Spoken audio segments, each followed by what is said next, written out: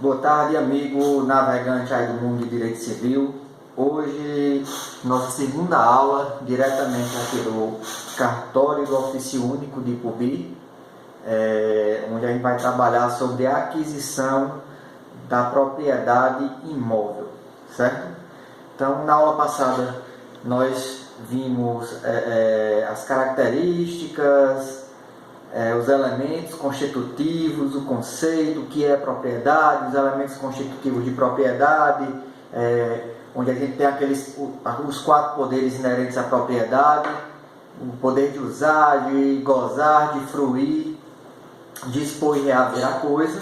Vimos também as características do direito de propriedade, que ela é exclusiva, ilimitado, é irrevogável. Falamos também sobre a extensão da propriedade, tanto do plano horizontal, como principalmente do plano vertical, certo? A extensão da propriedade do plano horizontal e do plano vertical. Falamos também sobre as restrições ao direito de propriedade, seja ela restrição legal ou também restrição voluptuária. Bom, como eu falei no final da nossa aula, hoje nós vamos iniciar falando sobre a aquisição da propriedade. Estou aqui na serventia de Ipubi, minha máscara aqui de lado. Hoje a confirmação do primeiro caso de coronavírus aqui no município de Ipubi, certo? Primeiro caso aqui da região do Nordeste, a região do Sertão do Araripe.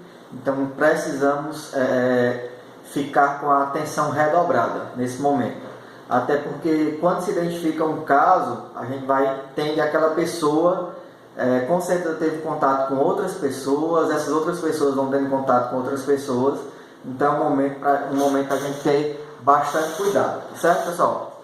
Então vamos lá, da aquisição da propriedade. Bom, modos de aquisição da propriedade. Quando a gente fala de aquisição da propriedade, nós estamos falando da incorporação dos direitos de dono, certo? Incorporação dos direitos de dono na esfera de um titular. Então, o proprietário é aquele que recebe, incorpora os direitos do dono para sua pessoa, tá bom? Essa incorporação desse direito de dono, ele vai dar da seguinte forma.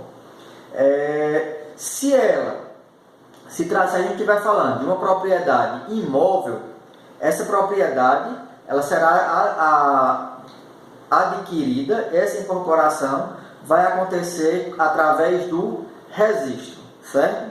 Através do registro. Não basta a transferência do domínio, a transferência dos poderes para que você obtenha a qualidade de proprietário. Você precisa também do registro do imóvel, do registro do título aquisitivo, do título translativo no cartório de registro de imóveis. Existe essa previsão no artigo 1127 do Código Civil e também do 1245 do Código Civil, tá bom? Já quando a gente fala de aquisição da propriedade de bens móveis, a aquisição da propriedade de bens móveis se dará pela tradição, ou seja, pela entrega da coisa ao novo proprietário, ao comprador. Então, por exemplo, se eu tenho esse celular e eu estou vendendo esse celular, a transferência, a aquisição desse celular para o novo proprietário se dará com a tradição, com a entrega desse celular para aquela pessoa, tá bom? Então, na lei de registros públicos, a Lei 6.015, no artigo 167, ele vai trazer alguns princípios que regem o direito notarial, ou melhor, o direito registral, certo? Quais são os princípios que regem o direito registral? O registro de imóveis. Primeiro, eu poderia dizer que o primeiro princípio que rege o registro de imóveis é o princípio da publicidade. Todos os atos que são levados a registro, eles se tornam públicos. É aí onde nós vamos ter aquela presunção erga omnes, contra todos. Ou seja, todo o registro, ele se torna público. Entende-se que a partir do momento que o título ele está registrado, toda a coletividade, toda a sociedade, ela passa a ter conhecimento do teor daquele registro. Por quê? Porque ele está disponível para qualquer um. Então, eu na cidade de Araripina, de Marcolândia, de Trindade, de Oricuri, qualquer pessoa poderá chegar ao registro de imóveis, ao serviço de registro de imóveis, e solicitar uma certidão de INTTU, uma certidão negativa de ônus, uma certidão parcial, uma certidão da matrícula de qualquer imóvel, independentemente de quem esteja lá registrado como dono.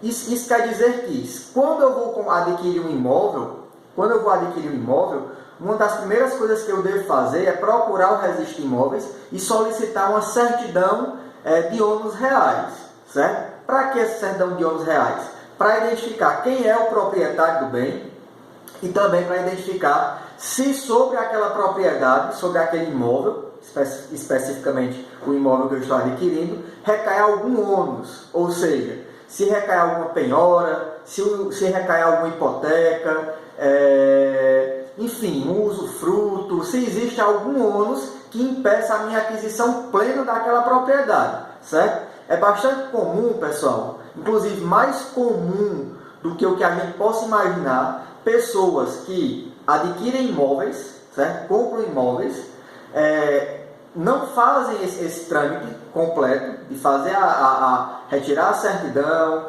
lavrar a sua escritura, levar o seu título de translativo até o registro de imóveis para adquirir a propriedade e ser surpreendido com o oficial de justiça na sua porta, assinando um termo de um auto de penhora e avaliação, certo? Isso é bastante comum. Você é adquirente do imóvel, está lá morando no imóvel qualquer, certo? E você é surpreendido com o oficial de justiça, seja Justiça do Trabalho, Justiça Comum, Justiça Federal, certo? Com um auto de penhora e avaliação. Então, é bastante comum, certo? Caberia, no caso da pessoa que estivesse nessa situação, comprovar que agir de boa fé e entrar com uma ação específica, certo? Um embargo de terceiro, para tentar impedir que o seu bem seja levado à acha pública. Então, assim, para que a gente possa evitar esse tipo de problema, é importantíssimo que vocês, como advogados, futuros advogados, consigam orientar os seus clientes, tanto para que eles adquiram o imóvel, certo? E tenham segurança jurídica, para que evitem incorrer nessa situação, como também nas provas de OAB ou concurso que vocês vão fazer, é importante que a gente lembre que a aquisição da propriedade imóvel se dá com o registro do título translativo, certo? O registro do título aquisitivo.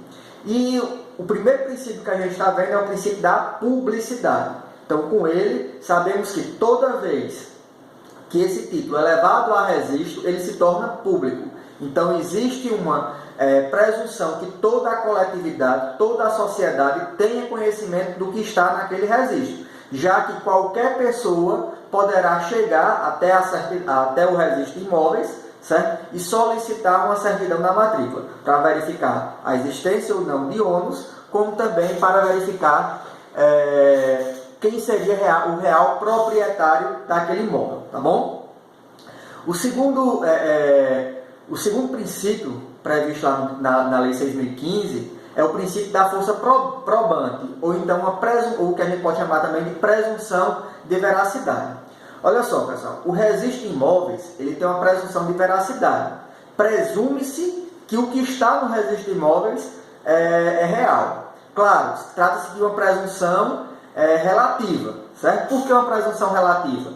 Porque apesar de você ter o registro de imóveis em seu nome, esse registro de imóveis ele poderá ser desconstituído se houver algum vício no título aquisitivo, certo? Algum vício, seja um vício que traga nulidade, certo? Absoluta, ou até mesmo a anulabilidade relativa. Vamos lá para o exemplo da nulidade absoluta.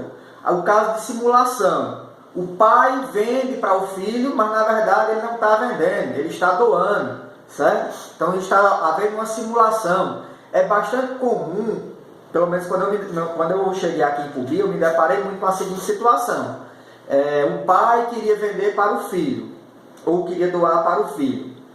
Mas aí tinha-se aquela impressão que o ascendente não poderia vender um bem para o descendente. Então, o que era que ele fazia? Ele procurava uma pessoa interposta, certo? Transferia aquele imóvel para aquele terceiro transferir para o filho do vendedor, certo? Então, ele fazia-se nada mais nada menos do que uma simulação do negócio jurídico. Bom, sabemos que a simulação ela é nula de pleno direito, mas sobreexiste o que se simulou. Então, o que acontece? A simulação em si ela é nula, mas se vai ser sobreexistir o que se simulou, na verdade vai haver uma transferência do pai para o filho, certo? Essa transferência vai existir. Então, se ela existe, se a intenção foi transferir do pai para o filho, nós, apesar de estarmos diante de uma simulação, nós estaríamos diante de um ato anulável, que é uma transferência de pai para o filho. Então, existe a previsão legal de qualquer outro descendente poder pleitear a anulabilidade daquele negócio jurídico, certo? Então, aquele registro de imóveis, que era a princípio absoluto, aquela propriedade que tinha que era absoluto não, aquela propriedade que tinha uma força probante, uma presunção, ela poderá ser atacada através de alguma ação que vá desconstituir aquele registro, certo? Salvo, pessoal, a única exceção com relação a essa presunção relativa de veracidade, certo? Essa força probante relativa, presunção relativa, é com relação ao registro Torres, certo? O registro Torres, que está previsto no artigo 277 da Lei 6.015. Esse registro Torres, ele é um procedimento um pouco mais complexo, certo? Na prática, se monta um processo judicial para comprovar, para se adquirir um título que vai constituir um registro, certo? Um título aquisitivo será montado um processo judicial para adquirir um título que será levado para o registro. Esse título chamado Torres, certo? Ele tem uma presunção absoluta, certo? Então, a presunção do registro de imóveis é uma presunção relativa, salvo o registro Torres, certo? Que tem uma presunção absoluta de veracidade. Bom, então nós vimos o primeiro princípio da publicidade. Os atos levados ao registro são públicos. Princípio da força probante. O oficial de registro de imóveis tem fé pública. Então, tudo que ele leva ao registro de imóveis pressupõe, existe uma presunção relativa de veracidade, certo? Terceiro princípio, o princípio da legalidade. Pessoal, o princípio da legalidade, ele tanto vai estar previsto junto ao registro de imóveis, como também junto ao tabelionato de notas, certo? O que acontece? O tabelionato de notas, ele vai fazer toda a verificação da legalidade do ato constitutivo. Então, quando ele vai lavrar uma escritura, seja ela de compra e venda, de doação, ele vai procurar todos os meios legais para que aquele ato constitutivo, aquela escritura, ela nasça sem nenhum tipo de vício, certo? Seja um vício formal ou um vício material. Então, o tabelião, ele é um profissional do direito, via de regra, que vai fazer essa verificação. Na segunda ótica, o oficial de registro de imóveis, ele também vai fazer o quê? Uma qualificação registral. Então, o oficial de registro de imóveis também vai verificar a legalidade daquele ato, a validade, certo? Daquele ato, vai verificar se houve algum vício, se houve algum erro formal, algum erro material, até para evitar que futuramente aquele ato seja desconstituído, certo? Então, o oficial de registro de imóveis também é dotado, também é um profissional de direito que vai fazer essa chamada qualificação registral. Evitar levar ao registro de imóveis um título que contém algum tipo de vício, tá bom? Quarto princípio, o princípio da territorialidade. Nesse princípio da territorialidade, aqui no sistema brasileiro, ele diz que cada imóvel deverá ser registrado na sua devida circunscrição. Isso quer dizer que os imóveis localizados no município de Araripina, eles obrigatoriamente só poderão ser registrados no cartório de registro de imóveis de Araripina. Da mesma forma que os imóveis localizados no município de Ipubi só poderão ser registrados no cartório de registro de imóveis de Ipubi. Certo, pessoal? Existem alguns casos, por exemplo, Oricuri, antigamente era um município muito extenso. Então, Ipubi, Araripina, Trindade, são cidades que pertenciam ao município de Oricuri. Então, existem alguns registros mais antigos, certo? Existem alguns registros mais antigos, onde o imóvel está localizado na territorialidade de Araripina, mas que por algum motivo ele está registrado, ou mais por eles serem bem antigos, eles estão lá registrados no cartório de registro de imóveis de Oricuri. Da mesma forma, Trindade e Ipubi, certo? Então, o que é que acontece? Se houver essa situação, aquele registro lá de Oricuri, ele deverá ser transportado para o cartório de registro de imóveis competente. Então, o oficial de registro de imóveis de Oricuri, ele não vai poder praticar o ato registral lá em Oricuri. Ele vai fornecer uma certidão, onde essa certidão será levada ao registro de imóveis da territorialidade competente. Se ele for Araripina, o registro de imóveis de Araripina; se ele for de Ipubi, o registro de imóveis de Ipubi; se ele for Trindade, o registro de imóveis de Trindade, onde o oficial irá abrir uma matrícula, criar um registro para que o ato constitutivo ele possa ser registrado no cartório competente, certo? Então, os registros eles deverão ser efetuados na circunscrição do registro de imóveis da localidade do imóvel, certo?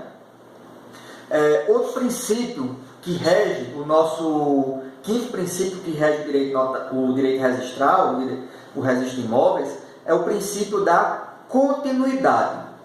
É um princípio bastante importante, pessoal, bastante importante. Primeiro, imagine só a seguinte situação: um imóvel foi adquirido por Maria casada com João, certo? Por Maria casada com João, pelos dois. Aí os dois vão lá, fazem o divórcio judicial, certo? E aquele imóvel fica pertencente simplesmente a Maria. Posteriormente, Maria vende aquele imóvel, faz a escritura de compra e venda. A pessoa, o adquirente, chega até o cartório e lá no cartório ele vai estar constando que o imóvel, que a pessoa, o vendedor era casado na época de aquisição. Então é preciso que se faça um outro ato, um ato de averbação, trazendo a situação, o novo estado civil da parte, certo? No caso do vendedor, do proprietário, que vai passar a ser divorciado, e também falando da menção da partilha, da forma que ficou aquele imóvel. Posteriormente, apenas após sanada essa situação, é que será registrado o título aquisitivo. Note, existe uma continuidade de atos. Não há como se pular essa continuidade, até porque eu não poderia registrar o título aquisitivo e posteriormente do nada aparecer um casamento. Da mesma forma, eu comprei um imóvel solteiro, aí estou vendendo, simplesmente no próximo registro estou eu casado. Não, tem que haver uma continuidade dos atos, certo? Uma continuidade dos atos. Nós vamos ver lá na frente, quando a gente estiver falando lá do direito real de garantia de hipoteca, que a gente vai, quando você estiver registrando uma hipoteca, você vai registrar uma hipoteca de primeiro grau, uma hipoteca de segundo grau, uma hipoteca de terceiro grau, de acordo com o título. Mas o que é que eu não posso? Registrar a hipoteca de segundo grau sem que haja o registro de uma hipoteca de primeiro grau. Por quê? Porque não há continuidade, não há como efetuar esse registro, desobedecendo o princípio da continuidade registral, certo? Da continuidade registral. Nosso sexto princípio do direito registral é o princípio da prioridade. certo? É o princípio da prioridade. O que é que quer dizer esse princípio? Quando se apresenta um título no registro de imóveis, esse título ele será protocolado, certo? Receberá um número de ordem chamado protocolo. Então, é mais ou menos assim. Um título vai receber o número de protocolo 1, protocolo 2, protocolo 3, até o infinito, certo? Até o infinito. Via de regra, o título que recebe o protocolo 1, ele deverá ser registrado primeiro do que o que recebe o protocolo 2. Isso quer dizer que se alguém, aquele chamado 171, tem um imóvel e ele vende para 10 pessoas aquele imóvel, tem lá um lote, vende aquele mesmo lote para 10 pessoas distintas, a primeira pessoa que apresentar o seu título aquisitivo em cartório, no cartório de registro de imóveis, ele receberá um número de prenotação inferior ao que apresentar posterior, certo? Então, se eu apresentei o título primeiro do que João, esse título vai receber uma numeração inferior ao de João. Então, logo, se esses títulos versarem sobre o mesmo bem, o meu registro tem que ocorrer primeiro do que o registro do outro. Então, se registrar a minha propriedade, o oficial vai verificar que aquele outro título, aquela outra escritura que foi apresentada posteriormente, não poderá ser levada a registro, certo? A minha escritura ela passa a ter prioridade à escritura apresentada posteriormente. Note, pessoal, eu falei via de regra, certo? Eu falei via de regra. Por quê? Existe exceção, certo? Existe exceção. Qual é a exceção? Se por acaso, na escritura de compra e venda, que foi apresentada na mesma data, as escrituras apresentadas na mesma data forem lavradas, tiver na escritura constando a data e a hora da lavratura, certo? A que foi lavrada primeiro deverá ser registrada com prioridade. Então, olha só, imagine só que João lavrou uma escritura hoje, dia 30/3/2020, certo? 30/3/2020. E José, às 10 horas. E José lavrou uma escritura, certo? Lavrou uma escritura de compra e venda, hoje também, 30/3/2020, mas essa escritura foi lavrada às 11 horas. Ambos, José que lavrou às 11 horas, levou a protocolo primeiro do que João, que teve sua escritura lavrada às 10 horas, certo? Mas ele levou primeiro a protocolo, posteriormente João levou a protocolo. O oficial vai verificar que ambas as escrituras foram lavradas na mesma data, mas em horários distintos. Então, independentemente da ordem que essas escrituras forem apresentadas, se for no mesmo dia, claro, independentemente da ordem, quando a gente fala das escrituras apresentadas no mesmo dia, a que foi lavrada primeiro terá prioridade de registro, certo? Então, é a única exceção. Agora, se, independentemente da hora, esses atos tiverem sido apresentados em dias distintos, aí a gente vai obedecer àquela regrazinha do número do protocolo, certo? Sétimo princípio é o princípio da especialidade. Princípio da especialidade.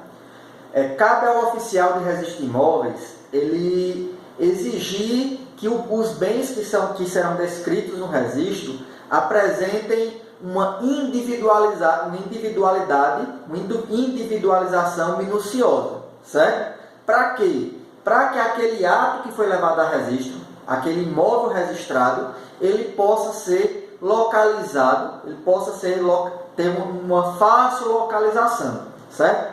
Por exemplo, quantos imóveis situados, digamos assim, na rua 11 de setembro, está localizado na rua 11 de setembro e possui 10 metros de frente por 20 metros de comprimento? Então existe uma diversidade de bens sobre essa localização, certo? Bens localizados na rua 11 de setembro de Araripina, que tenha a metragem 10 por 20, 200 metros quadrados. Então o oficial de registro de imóveis, ele vai ter que trazer uma qualificação, certo? Uma individualização minuciosa. Aí, se aquele terreno for fruto de um loteamento urbano, aquele terreno deverá constar o número do lote, qual é a quadra, qual é a extensão horizontal, qual a distância daquele imóvel para a esquina mais próxima, se aquele imóvel está localizado no lado ímpar ou no lado par do loteamento. Por que essa individualização minuciosa? Para que qualquer pessoa que está adquirindo um imóvel tenha condições de localizar aquele imóvel, para que ele esteja comprando realmente um imóvel que ele acha que está adquirindo, certo? Então, o princípio da especialidade do registro de imóveis, ele traz essa premissa, certo? Ele traz essa premissa que o oficial deverá ter esse cuidado de individualizar minuciosamente o imóvel, para que qualquer pessoa que vá adquirir aquele imóvel tenha condições de identificar qual imóvel ele está adquirindo pelo registro, tá certo? Oitavo princípio do direito registral é o princípio da instância, certo? O princípio da instância, ele diz que o oficial de registro de imóveis, ele não vai agir, não vai praticar atos de ofício. Então, via de regra, o oficial de registro de imóveis, ele deverá ser provocado para que ele pratique um registro, certo? Então, o oficial de registro de imóveis, ele deverá ser provocado para realizar um registro.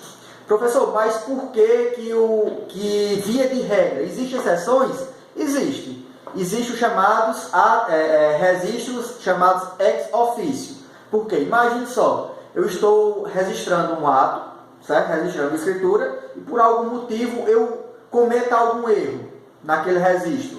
Então, era Maria José do Nascimento, eu coloquei José Maria do Nascimento. Então, eu cometi um erro. Eu não preciso esperar ser provocado para fazer a correção daquele erro, certo? Eu, ex officio, de forma sem ser provocado, poderei realizar um ato a fim de retificar aquele erro cometido por mim, certo? Retificar aquele erro cometido por mim. Então, seria um dos exemplos dos atos ex officio, certo? Então, é possível,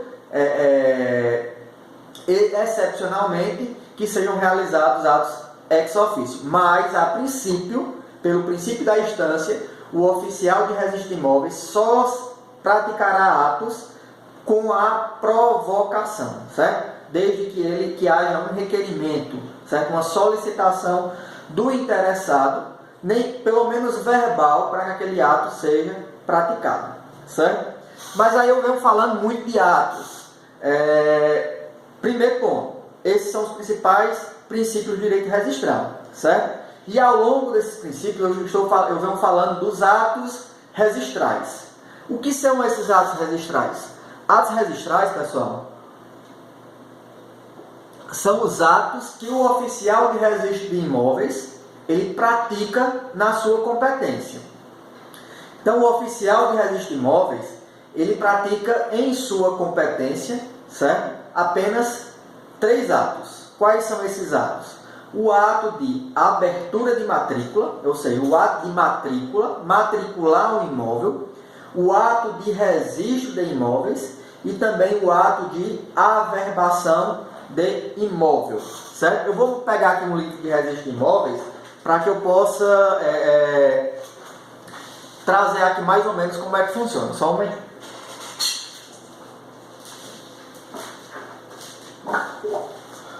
Bom, pessoal, como eu prometi na aula passada, aqui é um livro do registro de imóveis, certo? Esse é o livro 2, que é o chamado livro de registro geral, certo? Onde a gente vai ter aqui a localização do registro de alguns imóveis aqui de Ipubi.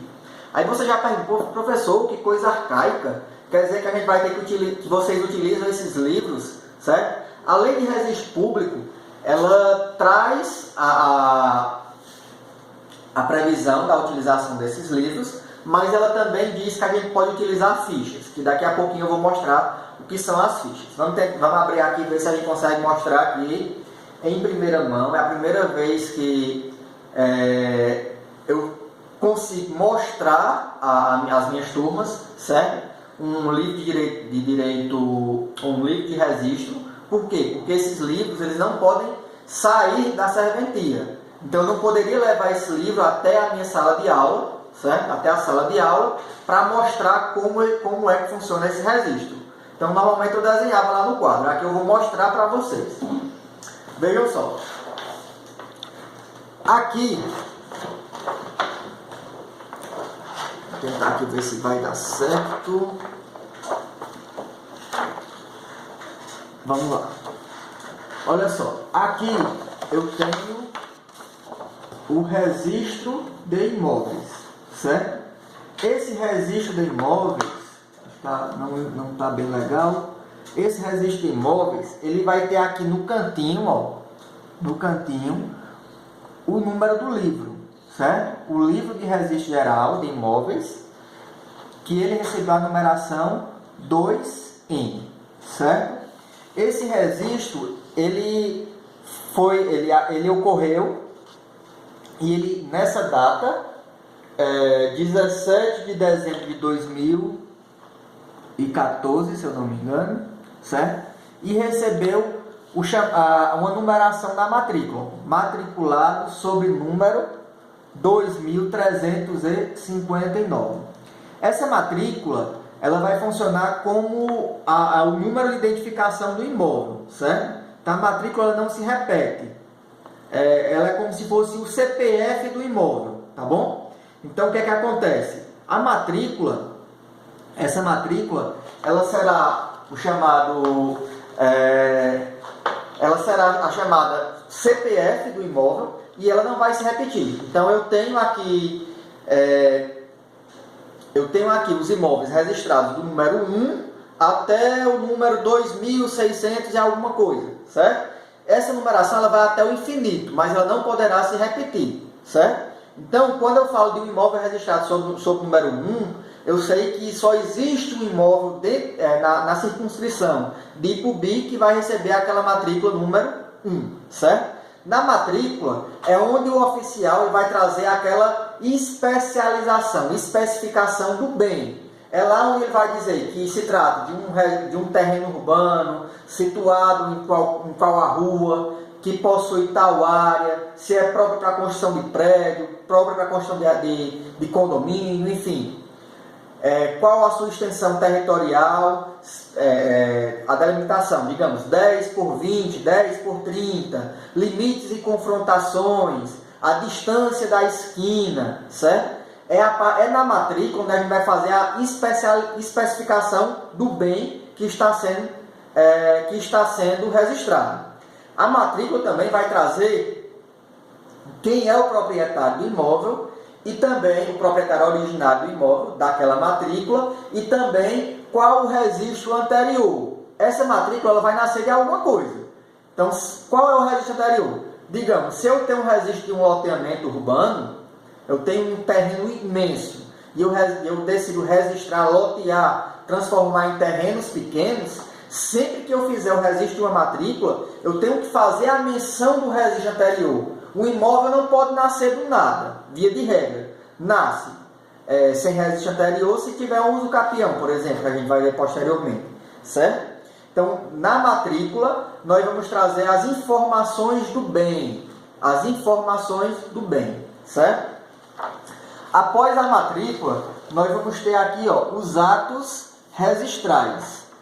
Vou tentar aqui mostrar atos registrais. Então, digamos, a matrícula 2222. Após essa matrícula, se o proprietário vender aquele imóvel para uma terceira pessoa, não vai nascer uma nova matrícula. Aquele imóvel será transferido sobre um número de registro. Ou seja, nós vamos registrar o título aquisitivo daquela pessoa. Então, nós vamos receber aqui o R1 da matrícula 2222, certo? R1 2222.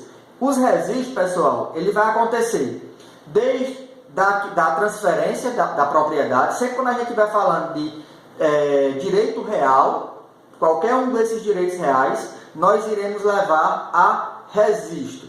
Então, serão registrados a compra e venda, a doação, no caso que se trata de propriedade, servidão, o usufruto, tudo isso será levado a registro, certo? A hipoteca, todos os direitos reais serão levados a registro. Como eu falei, esses livros eles existem no cartório, mas a Lei de Registro Público, a Lei 6.015, ele autoriza a utilização de fichas, certo? Então, na prática, hoje, nós utilizamos essas fichazinhas, tá bom? Então, as fichas, nós vamos ter aqui, ó, assinado aqui por mim, certo? O número da matrícula, a ficha 01, a data que foi lavrado. Aqui nós vamos ter aqui, ó, a identificação do imóvel, quem é o proprietário e aqui o registro anterior, certo? Que deu origem a essa matrícula. Posteriormente, irão ocorrer os atos constitutivos. Por exemplo, esse daqui mesmo, esse proprietário, ele faleceu.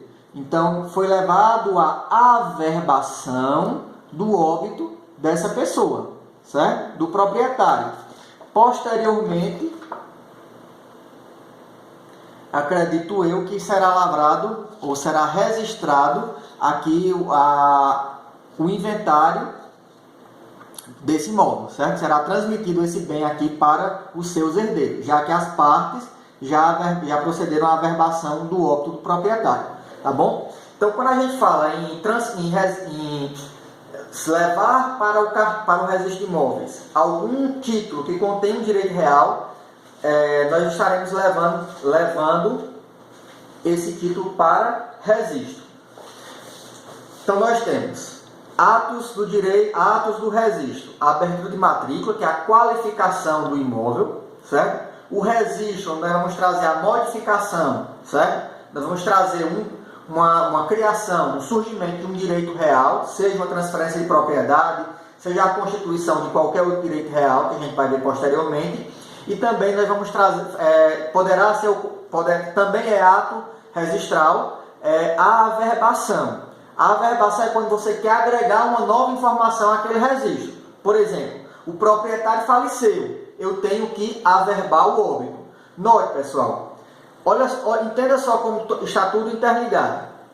Se eu tenho aqui uma matrícula de propriedade de Maria José, e Maria José morre, para que eu possa registrar o formal de partilha ou a escritura de inventário extrajudicial e partilha, obrigatoriamente eu tenho que dizer, olha, o proprietário faleceu, e eu vou dizer através de quê? Através de uma averbação. Então, a matrícula, averbo, a nova informação, o falecimento, posteriormente é que eu vou poder registrar a aquisição da propriedade, a transferência da propriedade, certo? Da mesma forma, pessoal, alguém era solteiro, caso adquiriu uma propriedade, está lá, registrado como solteiro, casou, vendeu o imóvel, por mais que o vendedor, que o cônjuge, ele não seja obrigado a vender, porque aquele imóvel poderia, a depender do regime de comunhão, não pertenceria a ele, mas obrigatoriamente o oficial, pelo princípio que nós vamos dar continuidade, eu teria que averbar o casamento do vendedor para posteriormente registrar o título de aquisição, certo? Pessoal, sobre o registro de imóveis, obrigatoriamente no registro de imóveis nós vamos ter a presença de 5 livros, certo? A presença de 5 livros. O livro 1, que é o livro de protocolo, onde o oficial irá protocolar todos os atos que serão recebidos, certo? Todos os atos que serão recebidos. Esses atos vão receber o número de ordem, onde, via de regra, vamos utilizar para dar a prioridade, para poder cumprir o princípio da prioridade, ver quem será registrado primeiro, certo? O segundo livro, o livro 2, é o livro de registro geral, onde nós vamos ter a qualificação dos bens, dos imóveis, quem são os proprietários, no livro de registro de imóveis, onde nós vamos levar registrar as compras e vendas, doações, os inventários, certo? É lá onde a gente vai também fazer as averbações devidas. Temos o livro 3, que é o registro auxiliar, registro de imóveis auxiliar, onde nele é levado a registro qualquer ato que não é levado ao registro de imóveis. Por exemplo, quando alguém faz uma cédula de crédito, faz um empréstimo, certo? Vai até o banco e pega uma cédula de crédito, imagine lá uma cédula de crédito rural hipotecária. O banco vai exigir que o devedor ele pratique 2 registros. Ele vai pedir para que se registre a cédula, certo? A cédula, e vai pedir para que se registre a hipoteca do bem que foi dado em imóvel, que foi dado em garantia. Aquele ato do registro da cédula será levado para esse livro 3 de registro auxiliar. A hipoteca será levada para o livro 2 de registro geral, certo? De registro geral. Aqui a minha auxiliar aqui me atrapalhando, chamando minha atenção, que eu não sei o que ela está dizendo ali, mas... certo, está pedindo aqui o cartão digital.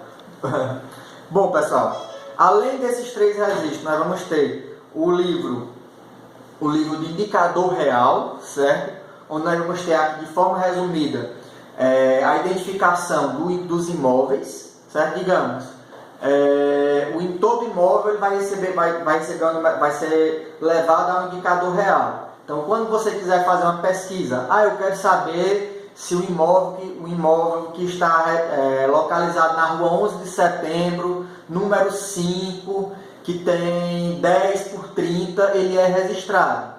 Então, note, eu não sei nem quem é o proprietário daquele bem. Eu poderei chegar até o cartório e pedir uma busca para saber se aquele imóvel da rua 11 de setembro, número 5, centro de Araripina, é registrado. Então, é lá onde a gente faz uma espécie de índice, certo? Pela localização do bem. Aí a gente coloca de forma resumida o imóvel, urbano, rural, o tamanho e a localização, certo? Para que se possa fazer a localização desses bens pelo endereço.